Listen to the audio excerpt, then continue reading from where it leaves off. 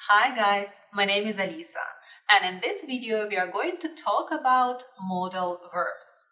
Modal verbs are special verbs that behave irregularly in English. So let's learn more about these verbs. As I have just said, modal verbs are special verbs that behave irregularly in English. They are different from normal verbs like run, sit, or jump. They give additional information about the function of the main verb that follows it. For example, she swims every day. Swims is a regular, I would say a normal verb in this sentence. So, swims is a regular verb, normal verb. She can swim like a fish. Can is a modal verb because it gives additional information about the main verb to swim. The communicative function of the modal verb can is ability. It means that she is able to swim like a fish. She can swim like a fish. She is able to swim like a fish. Can in this sentence is a modal verb. It's important to remember three things about modal verbs. First, modal verbs are followed directly by the infinitive of another verb. Infinitive means the verb without to. For example, she can swim like a fish. Can is a modal verb, and swim is the infinitive form of the verb to swim.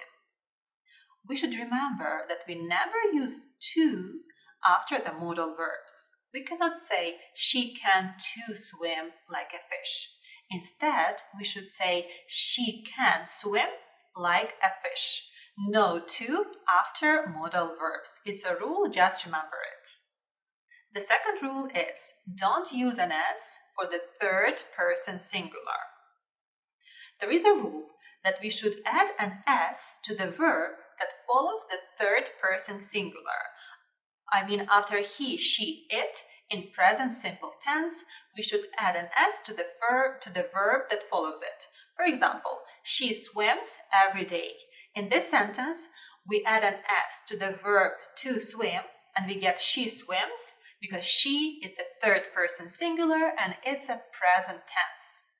However, we cannot apply this rule to the modal verbs.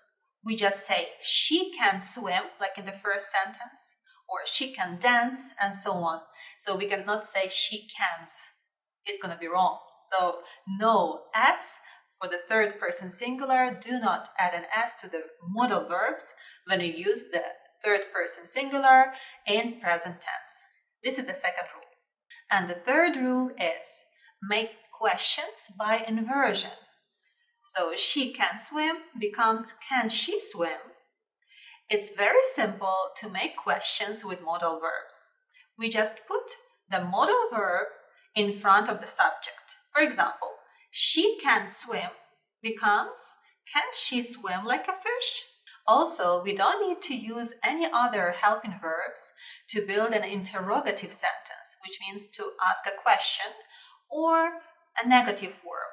So we have a question, can she swim like a fish? We just put the modal verb can in front of the sentence and we get can she swim like a fish? And for the negative form, we just add not. She can't swim like a fish. We add not to the modal verb. Or you can say she cannot swim like a fish. At this point of the video lesson, you may ask, okay, so what are the modal verbs? Could you give us some examples? Here you go.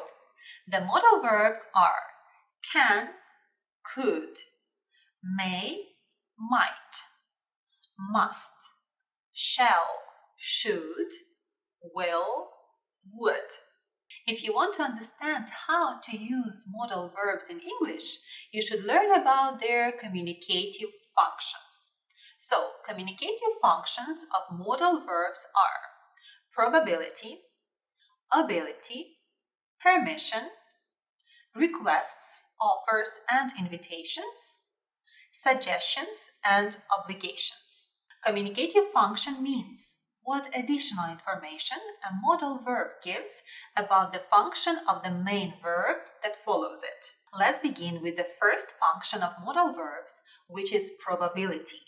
This function includes possibility of something to happen. The modal verbs that we can use to express the possibility are may, might, and could. When we use these modal verbs, we want to say that something is possible but not certain. For example, it may rain tomorrow. There is a possibility that it will rain, but it is not certain. Or, I might go on holiday to Cuba next year. There is a possibility that I will go on holiday, but I'm not sure about that. If we don't hurry, we could be late. It is possible that we will be late, but not certain.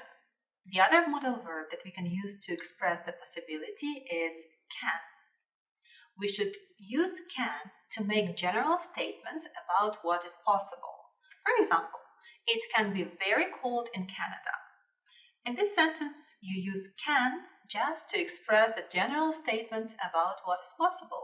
It can be very cold in Canada. It's a general statement. The other function of probability is certainty. We can use the modal verb must when we are sure that something is true and we have reasons for that. For example, she must be very tired. She has been working all day long. There is a reason for her to be tired because she has been working all day long.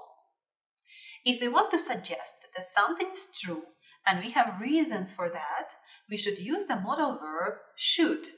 For example, it's almost 5 o'clock. She should arrive soon. We suggest that she arrives soon because it's almost 5 o'clock and she usually arrives by that time. The second function is ability. We should use the modal verb can to talk about someone's skill and general ability. For example, he can dance very well. In this sentence, we talk about someone's skill to dance. So, this is his skill. He can dance. If we want to talk about the past, we should use the past tense form of the verb can, which is could. For example, I could see you from the window of my house. So this is my skill to see you, and we talk about the past. I could see you from the window of my house. The third communicative function is permission. If we want to ask for permission to do something, we should use the verb can. For example, can I ask a question, please? Can I ask a question, please? If we are in a formal situation or just simply want to ask somebody politely, we should use the modal verb could. For example, could I ask a question, please? And another formal or polite way of asking for something is using the modal verb may. For example, may I ask a question, please? The fourth communicative function is request. If you want to tell or ask someone to do something in a polite way, you should use the verbs could or would. For example, could you carry this for me, please? Or would you carry this for me, please? The last polite way of asking for something is can and will. For example, can you carry this for me, please? Or will you carry this for me, please? The next one is offers and invitations.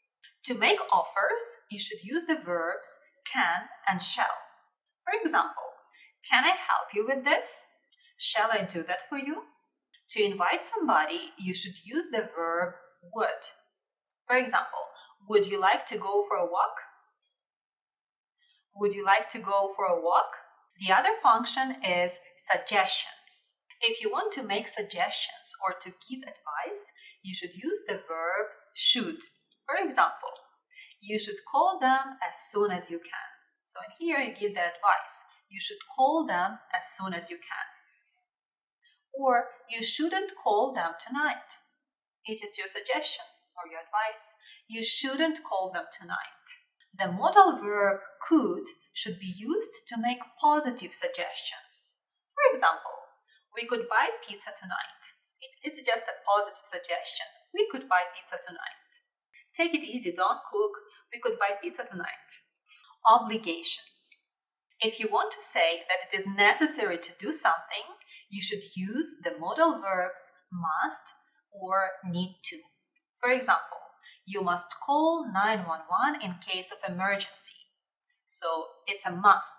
It is necessary to do it. So you must call 911 in the case of emergency. Or they need to buy some food for lunch. It is necessary to buy some food for lunch. They need to buy some food for lunch. Here you go, you're almost done learning about modal verbs. This table is a summary of what we discussed in this video. It includes the communicating functions, the modal verbs, and the examples. Let's review it together. The first function is possibility. The verbs are may, might, can, could. For example, it may rain tomorrow. It can be very cold in Canada. The second function is certainty. The modal verbs to be used are must and should. She must be very tired. She should arrive soon. The third function is ability. Can, could. These are the verbs to be used. She can dance very well. I could see you from the window. The fourth function is permission. The verbs are can, could, and may. Can I ask you a question, please? May I ask you a question, please? The next one is requests. Could, would, can, and will. Could you carry this for me, please? Or can you carry this for me, please? Offers and invitations. Can, shall, would. Can I help you with this? Would you like to go for a walk? The next one is suggestions. The modal verbs are should and could. You should call them as soon as you can. And we could buy pizza tonight. And the final one is obligations. The modal verbs are must and need to. You must call 911 in case of emergency, or they need to buy some food for lunch. Thank you for learning English with me. I hope you understood how to use modal verbs. If yes, please like this video, subscribe to my channel, comment below, and I'll see you in my next video. See you soon. Take care.